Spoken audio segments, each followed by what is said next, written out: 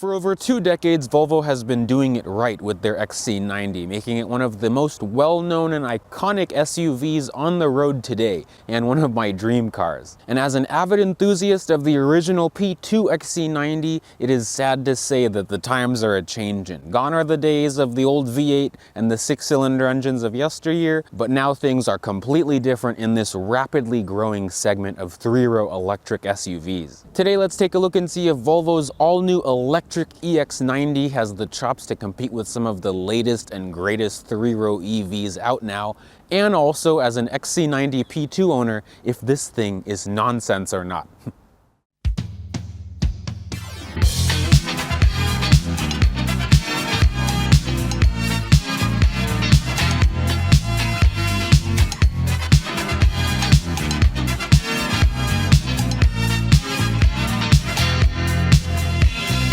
So welcome to this new era of Volvo with their new EX90, their first 3-row EV. If you didn't know, Volvo's been making a 3-row SUV for over 20 years. The first gen, also known as the P2, went from the 2003 model year all the way to 2014, and in some markets a little bit beyond that as well. I have many videos about the original P2 XC90, so if you want to learn about your Volvo XC90 history, I have that playlist up here. Otherwise, welcome to this new era of Volvo once again. Volvo still produces and sells the normal XC90 with a petrol engine and hybrid options, but this one is full electric. As for competitors, if you're looking at this thing, you're probably also looking at the Kia EV9, the upcoming Cadillac Vistique, the Rivian R1S, the Lucid Gravity, of course the Tesla Model X. And because of all these new competitors, it really seems like Volvo tried to scramble to the finish line, because even though this one is sitting right next to me, you still can't get every feature that this car is built with. Of course, because it's a new car, it supports over-the-air updates, so eventually more of the bells and whistles that you paid for will actually be usable. This particular EX90 doesn't necessarily belong to anyone just yet, but I'm at my old stomping grounds at Orsman Volvo in Bethesda,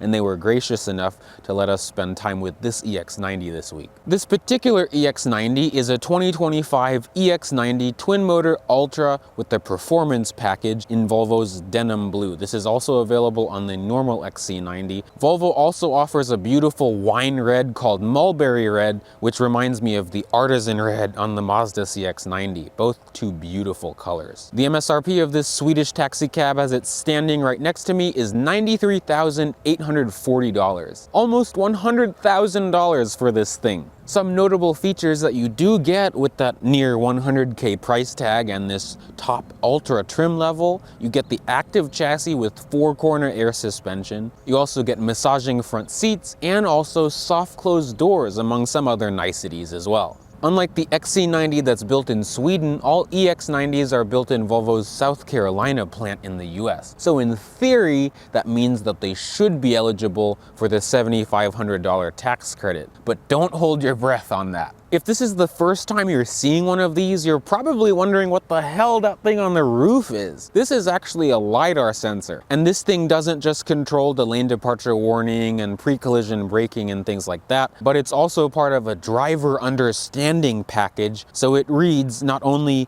the lines on the road, but there's a camera inside the car as well that detects if you're paying attention or not. This thing will also detect street signs, pedestrians, and one of the main reasons it's up here is because Volvo says this is the best place for visibility. But if all of that sounds great and cool, and if you can get past this lump on its head, you can't actually use any of it, at least as of right now. Anything advanced, even including pilot assist, which is Volvo's semi-autonomous mode, that doesn't work in this car. So again, because this is a new car, you can accept an over-the-air update, and in the future, you should be able to have all your doohickeys and doodads. As far as trim levels are concerned, Volvo offers this in 2 configurations. You could either get the Plus, which starts at $81,000, or you could choose the Ultra like this one for $85,000. And on both trim levels, you could choose the optional $5,000 performance package, which gives you 500 horsepower, and it also shaves a second off the 0 to 60 time, giving you 4.7 seconds to 60 miles an hour in your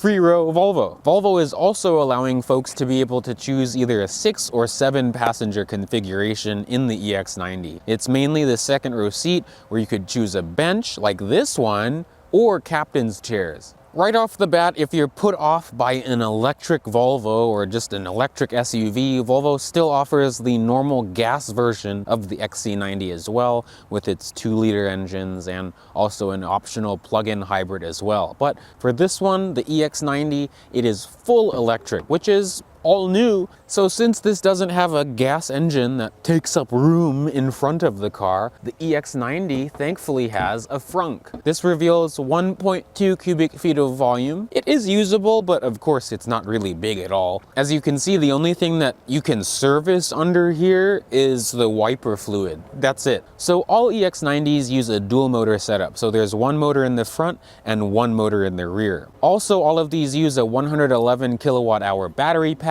and the base EX90 makes 401 horsepower and 361 pound-feet of torque, while the performance model like this one makes 501 horsepower and 671 pound-feet of torque. Those figures get this 6,000 pound vessel to 60 miles an hour in 4.7 seconds. It is slower than some of its competition that's in the 3s, but you really don't need something that's 3 rows and this fast. Of course, because it's electric, it doesn't have an actual transmission like a gas car, but this does have a 1-speed planetary gearbox. As far as charging is concerned, of course, manufacturers hype up the estimates, but Volvo says that you could get 310 miles on a full charge with the EX90. Realistically, though, I would say you should see around 270 to 290, and that's still pretty good. Thankfully, charging this thing isn't too much of a debacle as soon as you have a charger that you can find. With the included level 1 charger that this car comes with, that will charge from 0 to 80 or 100% in about 10 hours. If you use a level 2 charger, whether that's at home or public charging, that'll take between 4 and 5 hours to charge. And if you're lucky enough to find a level 3 fast charger, Volvo says, just like a lot of these other brands say, you can get from 10 to 80% in under a half hour. As you can see, this EX90 still uses the outgoing CCS charger, but Volvo does say that they're including the NACS Tesla style adapter, at least, in their 25 models. But hopefully we'll actually get the good plug one day. As you can see, even though the EX90 retains the classic XC90 shape with its subtle hips and its window line and such, it still is a little bit larger than even the outgoing XC90. This thing is sitting at 198.3 inches long, making it 3 inches longer than Volvo's XC90 and 11 inches longer than my own 2011 XC90. As you can see, this Ultra trim is sitting on its 21-inch alloy wheels, but you can get a larger 22-inch wheel as an option as well. As you would expect from Volvo, the EX90 should be very practical because the XC90 is extremely practical. That's why so many people love them. And I'll let the purist slip a little bit, but the XC90 hasn't been great in the trunk since the original P2 with the split tailgate. However, it isn't too bad right now. Of course, we have a power tailgate, and it is hands-free as well. I just don't have the key on me. Considering this is a modern SUV with modern styling and interior comfort, it's a pretty usable amount of space. Behind the 3rd row seat, which is standard, you get 11 cubic feet of volume. There is also about 2.5 to 3 cubic feet of volume of space underneath the floor as well, so it is pretty usable. Because of the air suspension in this Ultra model, you're able to raise and lower the rear of the XC90 for better ease of access. It is pretty fancy. I think this is the first time the XC90, or XC90 has been able to have a power folding 3rd row, but we have one now. Do it. You see?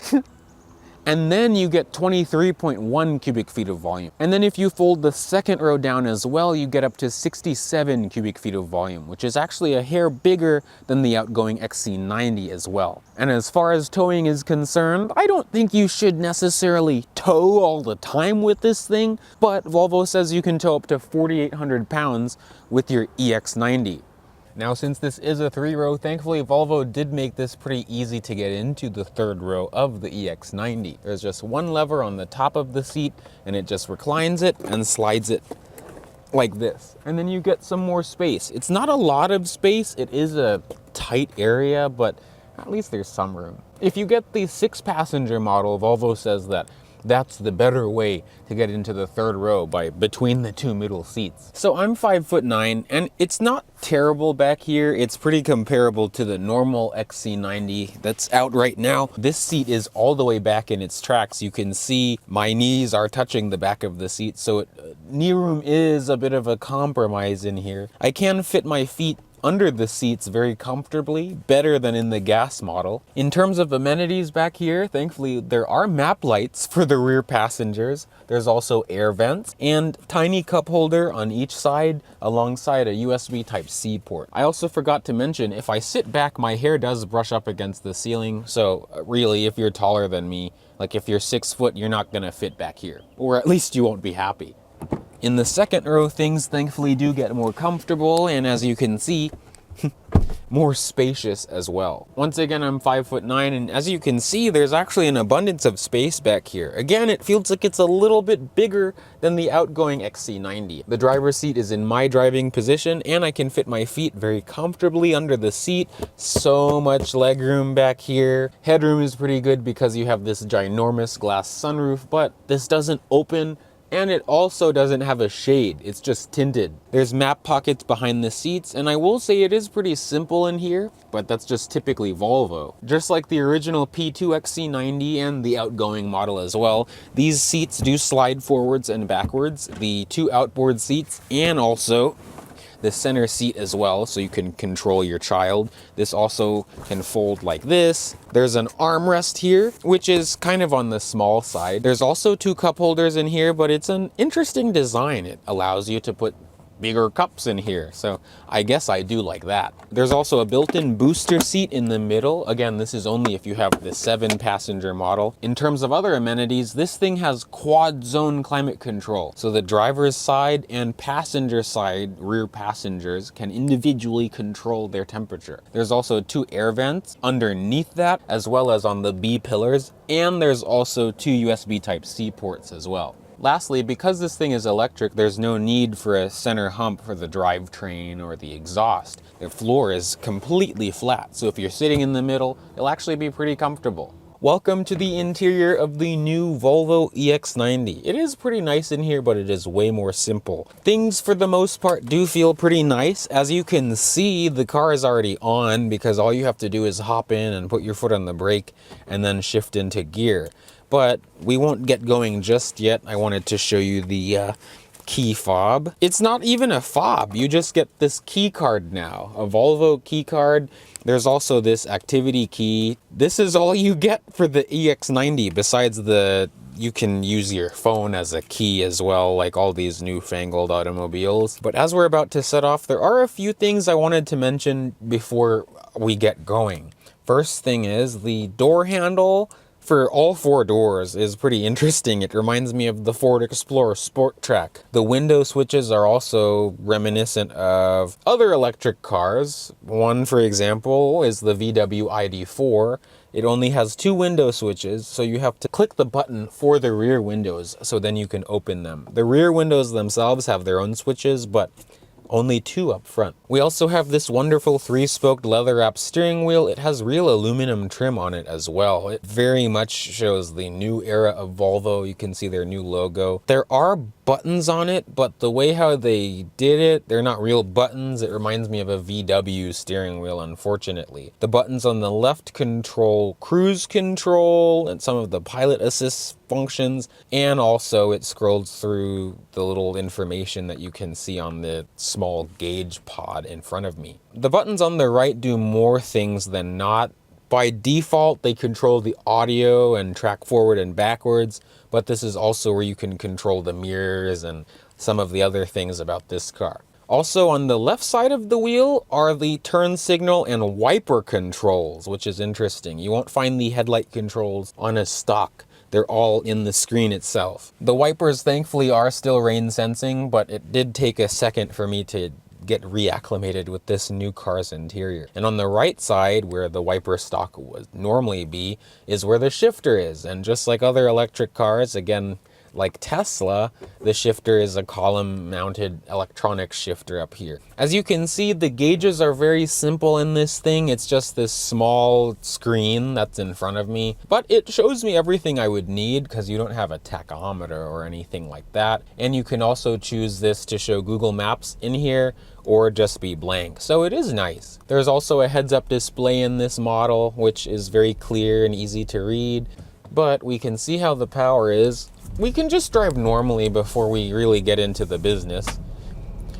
Acceleration is very smooth. It gets to 40 so nice, so smooth. I mean, that's just like any electric car. The propulsion is just, you don't have to think about it. You can just put your foot down. You don't have to let the car warm up. You can just get in and go. It is nice in that regard. I have to say, I've actually been pretty impressed with how this thing drives. Only because it's a Volvo, and I like how the XC90 drives, and this just drives like an electric XC90. So in terms of the driving experience, I really think Volvo did a home run. And to me, I don't want to, say that the outgoing XC90 is bad, because it's a good car, but I like this more because I don't have to listen to a 4-cylinder groan. I like my old XC90 because I like the sound of the V8 and the feeling of the V8, but I don't like the 2-liter, how it groans everywhere you take it through. This one, it's very quiet. The steering is very light and effortless. Of course, you can change the sensitivity of it because you can make it either light and effortless like how it is now, or you can make it firm as well. But I actually quite like this. It takes bumps well. The air suspension rides very nicely. While I'm driving slowly though, there's a lot to talk about this 14.5-inch display in here. This replaces the old Census unit that Volvo used to use. All these newer Volvos use a Google-based infotainment system, which I actually don't mind. At first I was upset just because, it was something new, but it's actually pretty intuitive because all I really use is maps and my music, Spotify, so I'm not really picky. Also, this does Apple CarPlay and Android Auto, but only wired, not wireless. So that is one thing, but at least you have it. Some other EVs don't even do that at all.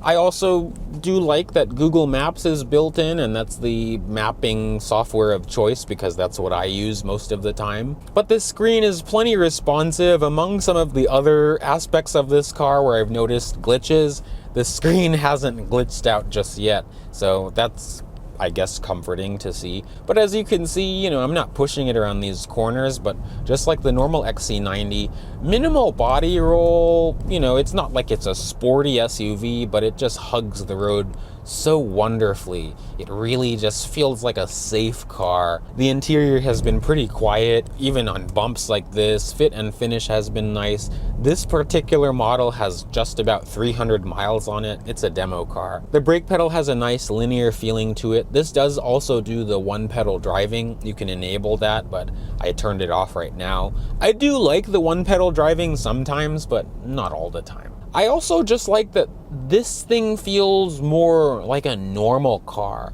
Again, I just feel like I'm driving an XC90, just electric, and it's good because it's so quiet. By the way, how this thing is driving right now, I would love to feel how it is in the snow. I am curious what that off-road mode does, but don't worry guys, I'm not taking your EX90 off-road. The car thankfully doesn't feel too big. It doesn't feel cumbersome along the road like some other vehicles, not even just electric. It has a nice maneuverable feeling to it. Even though it is 6,000 pounds, it feels good. It feels safe. It really feels like a solid automobile. Whee! Even when you're driving it more quickly, it doesn't feel too soft, even in its normal mode. It feels pretty stable. It doesn't feel like it doesn't know what it is. Thankfully, this is one of the vehicles that doesn't seem to have an identity crisis. I actually appreciate. Let's see how the turning circle is. Wow, it's much better than the P2 already. That's what's nice. This thing by default has the reverse auto brake. As you can see, it has a 360 view camera with guidance lines. Very clear, very easy to read. I'm going. The current XC90 is wonderful, but I really am not a fan of that new 2-liter engine. It just really makes the thing feel like a blender. I am going to do performance all-wheel drive mode. And it's annoying, it doesn't by default, I mean, for me it's annoying, it doesn't by default just make the steering feel firm. Now it's more firm. It doesn't make it feel like a 911 or anything like that, but you do feel like it's more responsive. If you can hear, it's more jittery and loud in here. Yeah, you know, like it's quick, under 5 seconds to 60. I'll see if I can do at least maybe a 20 roll or something. Or from a stop, we can see here.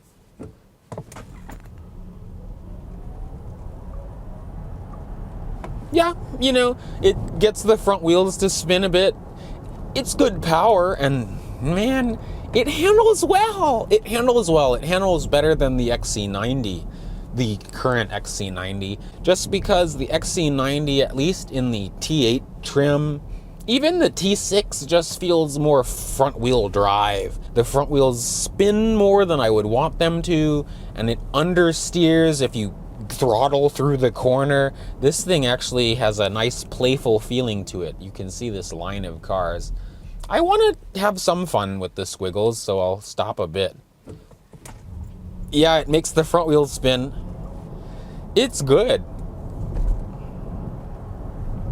Of course it's quiet, but I don't need the noise from this car. Not to go too off topic, but to finish off, the screen is actually quite good. The resolution is good, as you can see. Like, it has real-time traffic. Also embedded in this screen, the front two passengers have dual zone climate control, part of the quad zone package. Very nice. Also, the steering wheel is heated in 3 stages, and also the driver and passenger side seats have heating, cooling, and massaging as well. The massage function works all right. It's kind of like in the middle compared to some of the other massage functions I've felt, but it's soothing and comforting at least. There really is a lot of stuff in this screen, so if I wanted to go through everything, this video would probably be too long, but I have been satisfied with the infotainment in this car. So there are some things I wanted to highlight about this Google-based infotainment system. I actually haven't really had any problems with it. Again, it does wired CarPlay, but not wireless. The first thing I wanted to talk about is that pretty much everything that controls the car is in the screen, just like a Tesla now. So the headlight controls are here. You can see everything here. You can see the driver adjustments. That does the mirrors and the steering wheel and also the heads-up display. This is also the first EX90 to have a power adjusting steering wheel, which is cool. You can see you can open the trunk here, the rain sensitivity. There's also some more frequent options like one pedal driving, the lane keeping assist, and also the sport or performance all-wheel drive mode. If you go to the settings here, there's a whole lot more stuff to see. You can also see that this car is kind of upset right now and misbehaving. But if you go to the driving page, you can really change almost every aspect of the driving experience with this car. You can have one pedal driving, of course, the performance mode, but you can also change how the steering feels, how the suspension feels. Also, there's that off-road mode that's buried in the settings. As you can see, everything that you need that's, you know, serious is buried in a menu in here. Once you get used to this infotainment system, it's not too bad. You can see it's pretty responsive. So no real complaints on my behalf other than the case that it's a screen, but it's not too bad. The other thing I wanted to talk about is the square on the seat controls. This actually toggles menus of its own. You can adjust the first menu. I'll go back. The first menu lets you adjust the basic adjustments like the headrest and the seat and, you know, like slide forwards, backwards, and tilting. The second menu does all the extras like lumbar and then the seat tilt of just the bottom. And the third one does the bolsters, so that can make them open or close. And also hitting that side button on the seat itself can be a shortcut to adjust the mirrors or the steering wheel. So there are things that you have to learn, because when I first got in this car, I didn't know what to do exactly, but I've learned. I don't want to get people upset because it seems like people get upset about everything, but This car seems to have a black girl's voice as the Google Assistant. Just listen. Hey Google, what time is sunset? Today, the sun will set at 4:49 p.m. I'm not being stereotypical. I'm not trying to be, but I just found that interesting. I'm driving a girl. Since we're getting onto this larger road, if these people will even frickin' go, I can pop myself into performance driving mode. Well, performance all-wheel drive once again. I just saw one owner LS400. We can get away from her though. You know, it's quick, it has plenty of power. I'm not denying that it's not fast, but you just really don't seem to feel the speed in this. Also, compared to some of its competitors, it's not the fastest in the world.